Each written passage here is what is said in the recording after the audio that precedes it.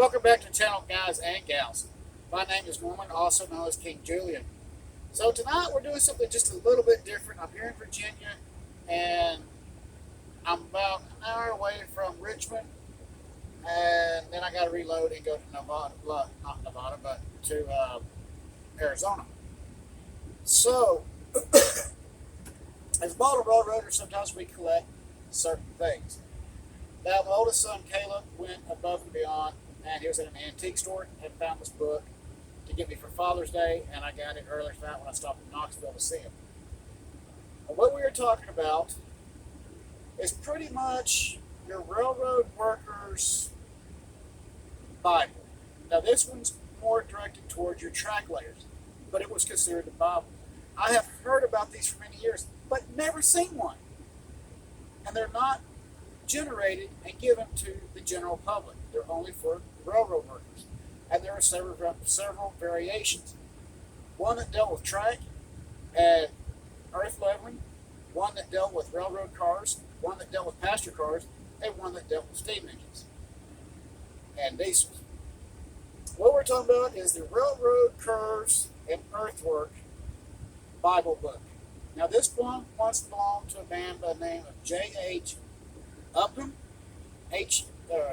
If I'm saying that name wrong, I apologize. It gives his full name in here, John H. Upham, and it has an address in here, and it looks like Boston, Connecticut. So I guess it may be a small town in Connecticut or something.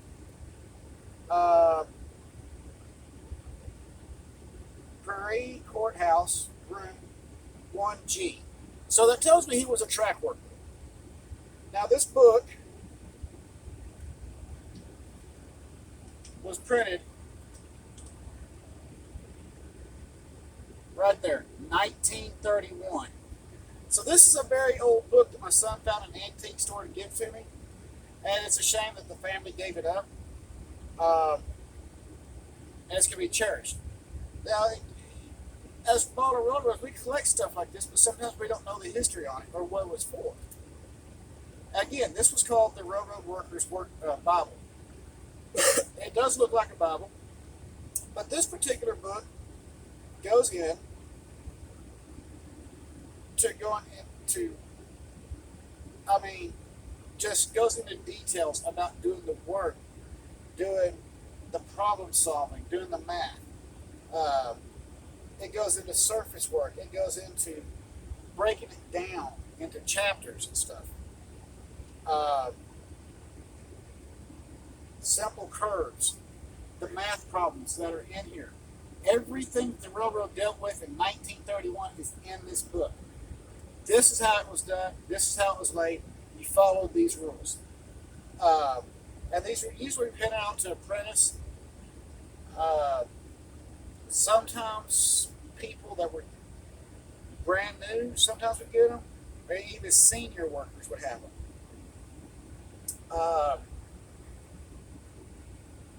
Railroad Curves and Earthwork gives you the degrees, gives you the math, gives you the equipment, everything.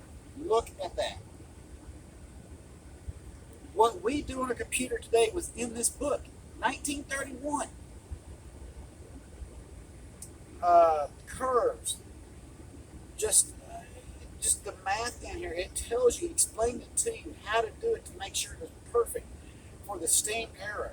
Again, it wasn't long after that.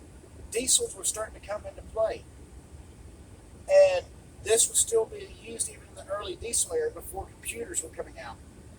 This was the Bible, and the odd part about this is, this book right here can be applied to your railroad. It will give you the angles that you need for your curves. Ups and downs, switches, locations, switchbacks, S-curves. You name it, it's in this book. And the math is in here for it too. For every single thing that you got to do in it for a railroad. Let me go over here to, where would I see it earlier? No, it was like special basement curves, connecting tracks, tunnels. I mean, everything that you needed to know was in here. Switches, tunnels, switches and tunnels, crossovers, diamonds, yard maintenance, yard switches, like this. How to stack them, where to stack them. Here's the math right over here.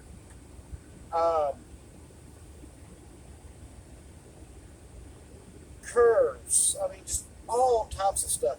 The angles that the bed for the track is supposed to be on.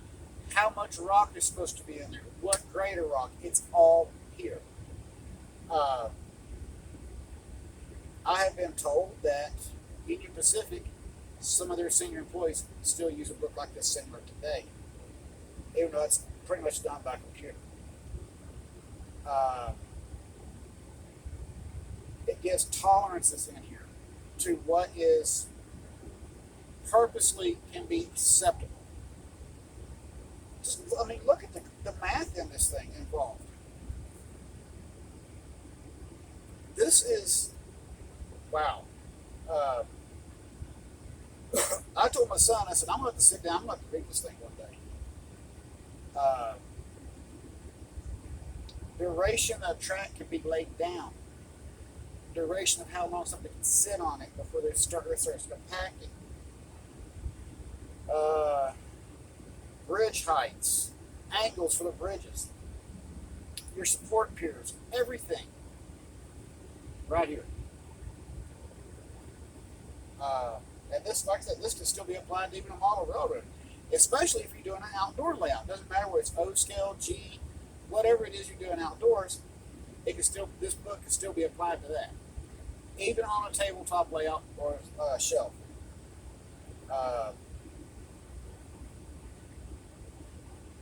Let me see if I can find it, because I was looking at it earlier. Oh, excuse me. The weather up here has really got me tore up around here. Okay, let's see here. Let's see here.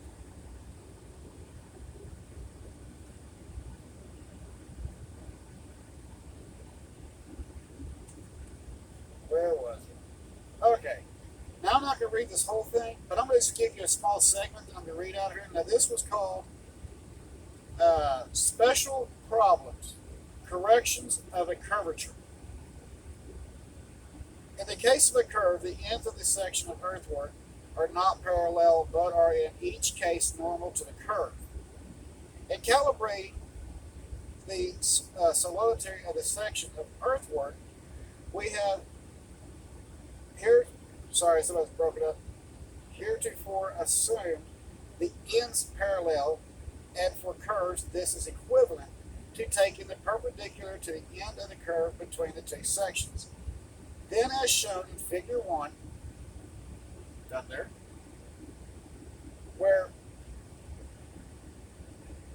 1G and GT are centerline chords, the solidity as above of the sections 1G and GT will be BC, too great by the wedge-shaped mass, RGP, and too small by QGS. Where the cross sections of each side of the center are equal, these masses balance each other. When the cross section of the other differs much in the area from that on the other, the correction necessary may be considerable. So, that was just a small section of this book. And this was given. Every problem a railroad faced is right here in this book. Everything a worker needed to know is in this book. Again, this was printed in 1931. So there was no computers. I mean, just look at the graphic outlay. We do this on computers. They were doing this by hand, using their head. You know, what we take for granted today, they didn't take for granted back then. You know, everything was actually done by man. If there was a problem back then and a malfunction, or a train derailed and the ICC did an investigation and deemed it to be a man-made issue, it was. But it's right here in this book. Today, we do it on a computer, and if a train derails and something happens, they go, oh, it was man error. Not really. Man just put it in, the computer to do all the rest of the work. So, it's kind of give or take. But back then, rails were also manicured and kept in very well shape before the Depression hit and World War II, and then after that, just a whole lot of stuff.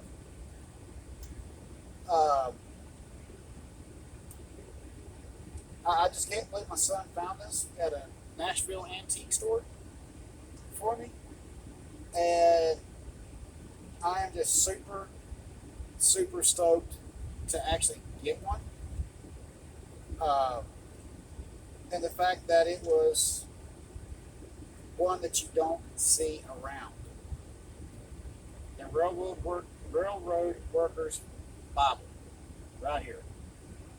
And again, this has a little nameplate that says J.H. Upham, U-P-H-A-M, and it gives an address in here. Now, I'm actually going to look this address up later to see if it's still around, or at least that location. Sorry, it's not Prairie Courthouse. The writing's kind of faded right there. Metro Courthouse, room 1G. And it does say Boston, Connecticut. And I did not know there was a Boston, Connecticut. I'll have to go look that up. Well, that could be an A right there. It's either Boston or Baston. With the zip code of 8609. It says Connecticut.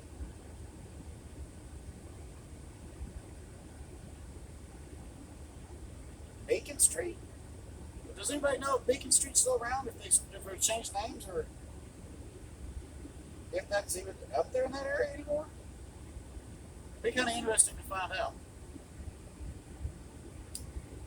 So, to the antique store that sold this to my son for me, thank you, thank you, thank you. To the family that gave this book away or sold it, you have no idea how important this book is to railroad workers of today, yesterday, and model railroaders. Just awesome. I hope y'all enjoyed this little brief history on this old 1931 book. And again, maybe I'll run into some more books like this, where my son will, one of us will, and I'm super stoked. I hope y'all enjoyed the video. Please keep the shiny side up and the rubber down. Stay safe, especially with the hurricane hitting Florida and in the Carolinas and up on the East Coast. Everybody, please stay safe. I want to see y'all, each and every one of y'all back. Y'all have a great night, and I will see y'all on the next video, maybe this weekend. More than likely this weekend, because I'm taking oversized to Arizona. We'll see y'all then. Y'all have a great night.